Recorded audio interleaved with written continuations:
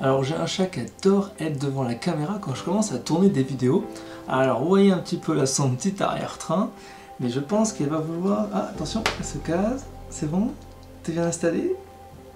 C'est bon, t'es bien installé. Tu veux boire un coup? Tu veux que je te ramène des croquettes?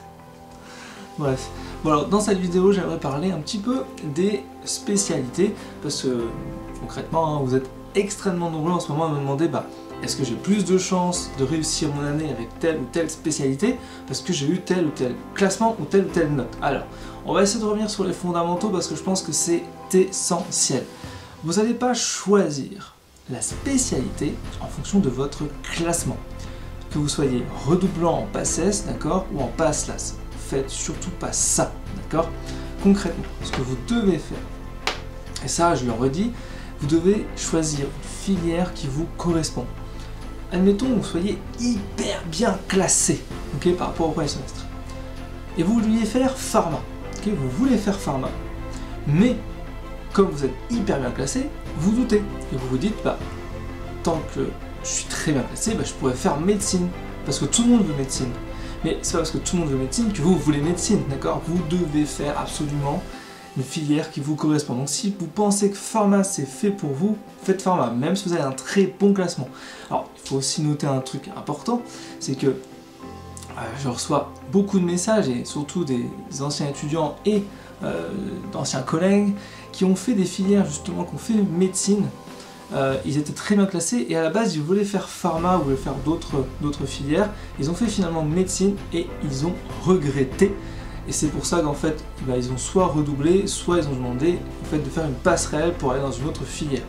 Comme quoi, la médecine, c'est pas fait pour tout le monde. Donc, vraiment, dans ce petit message que j'aimerais un peu porter dans cette vidéo, c'est choisissez en fait la spécialité qui vous correspond, d'accord?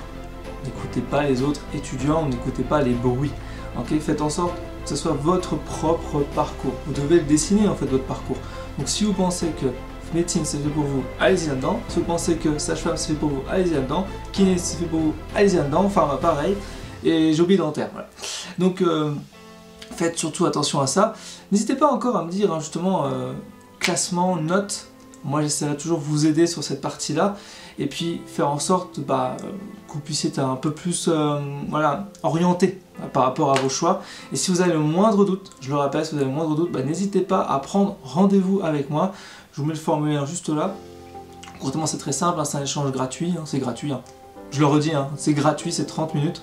Vous pouvez échanger avec moi tout simplement, je vais vous aider sur votre orientation, sur le choix d'une prépa si jamais vous n'avez pas encore pris prépa, si vous avez besoin d'être un petit peu accompagné, etc. etc. Et puis ça me permettra un peu mieux de vous connaître. Moi j'aime bien connaître un peu mes étudiants, même ceux que je n'accompagne pas forcément, ceux qui sont sur la chaîne et qui s'abonnent et qui likent les vidéos et qui regardent surtout, pour avoir un peu votre ressenti, avoir de nouvelles idées, c'est toujours intéressant. Et écoutez, moi je vous retrouve dans une prochaine vidéo. Je pense que je vais pas réussir à faire sortir le chat de mon bureau. Donc on va certainement le retrouver dans une autre vidéo. T'aimes ça, hein? T'aimes ça? Allez, à très vite. Ciao, ciao, ciao.